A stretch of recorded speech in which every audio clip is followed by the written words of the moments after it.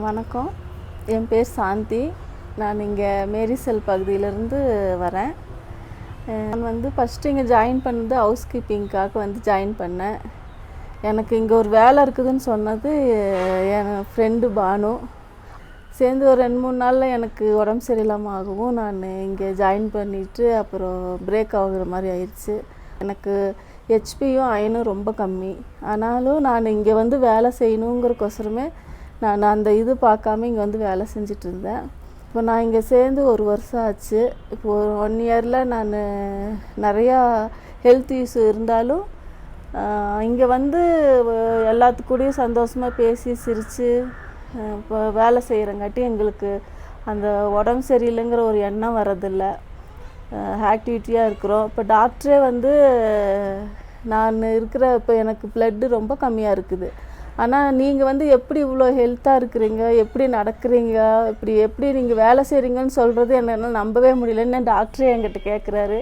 இப்போ டாக்டரே என்கிட்ட சொல்லிட்டாரு, இல்லைம்மா நீ அந்த அந்த வேலையை விட்டு நீ நிற்க வேண்டாம், நீ வேலைக்கு போமா அப்படின்னு அவரே எனக்கு ரெக்கமெண்ட் பண்ணியிருக்கிறாரு. அந்த இதில் நான் மேம் சார்கிட்ட சொன்னேன். அப்போது மேம் சார் ஓகே சாந்தி, இப்போ பர்மனெண்ட் ஜாப் இங்கே இருக்குது, நீங்கள் ஜாயின் பண்ணிக்கிறீங்களான்னு கேட்டாங்க.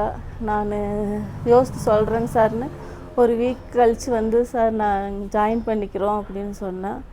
ஓகே சொல்லி இப்போது பர்மனெண்ட் ஜாப்பாகவும் எங்களை உயர்த்தியிருக்கிறாங்க.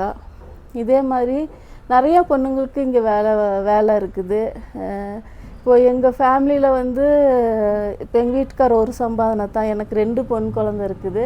இப்போ நான் இங்கே மாதம் ஏதோ வீட்டிலேருந்து நம்ம ஒன்றுமே இல்லாமல் இருக்கிறதுக்கு மாதமானால் எங்களுக்கு ஒரு அமௌண்ட்டு வருதுன்னு ஒரு நம்பிக்கை இருக்குது. இப்போ என்னால் முடிஞ்சதை எங்கள் வீட்டுக்காருக்கு நான் ஹெல்ப் பண்ண முடியுது, என் குழந்தைங்களுக்கு வேணுங்கிறது என்னால் செய்ய முடியுது.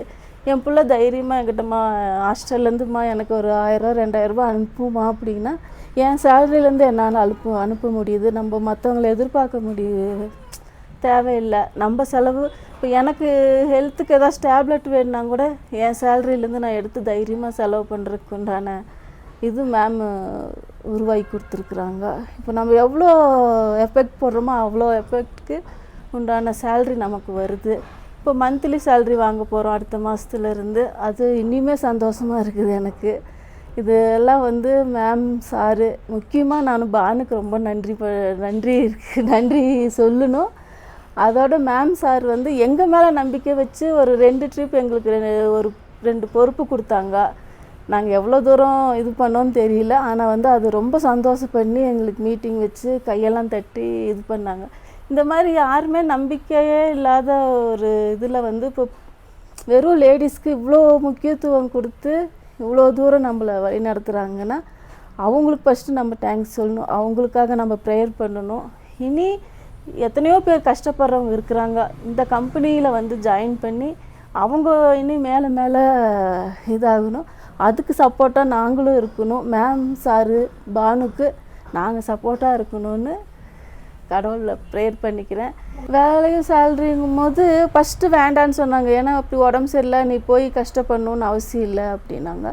இப்போ நான் ஒரு பொறுப்பு மாதமானா இல்லைங்க நீங்கள் வாடகை கட்ட வேண்டாம், நான் மாதமானா இப்போ ஒரு வருஷமாக நானே தான் வாடகை கட்டிகிட்ருக்குறேன். மாதம் 6000 ரூபாங்கிறது வீட்டில் இருக்கிற பொம்பளைங்களுக்கு எவ்வளவோ பெரிய அமௌண்ட்டு. அந்த 6000 ரூபாய் மாதமானா நான் கட்டுறேங்கும் போது எனக்கு ஒரு தனி சந்தோஷம். பிள்ளைங்களுக்கு ஒரு 10 ரூபாய்க்கு ஏதோ ஒரு ஸ்நாக்ஸ் வாங்கினாலும் நம்ம போய் வீட்டுக்காரங்கள்ட்ட கேட்டு அது மூலியமாக நம்ம வாங்கி கொடுக்கறதோட நம்ம சம்பாரித்து நம்ம மூலியமாக வாங்கி கொடுக்கும் போது அது ஒரு தனி சந்தோஷமாக இருக்குது. குழந்தைங்க எதுக்காகவும் ஏங்க வேண்டாம், நம்ம இருக்கிறோமே குழந்தைங்களுக்குன்னு ஒரு தைரியம் வருது. எல்லாருமே நாங்கள் ஒரு ஃபேமிலியாக இருக்கிறோம். ஒருத்தருக்கு ஒருத்தர் பார்த்தா ஒரு சந்தோஷம், ஒருத்தருக்கு ஒருத்தர் கஷ்டத்தை பகிர்ந்துக்கிறோம்.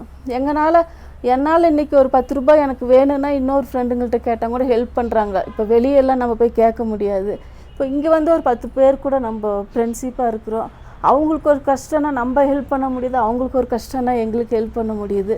இதெல்லாம் நினச்சி பார்க்க முடியல. அதே மாதிரி இனி நிறைய பிரான்ச் ஓப்பன் பண்ணி நிறைய பேர் இங்கே ஜாயின் பண்ணி நிறைய வேலைக்கு ஊட்டியில் இருக்கிற லேடிஸ்க்கு சாரு மேமும் வேலை கொடுக்கணும். அவ்வளோ.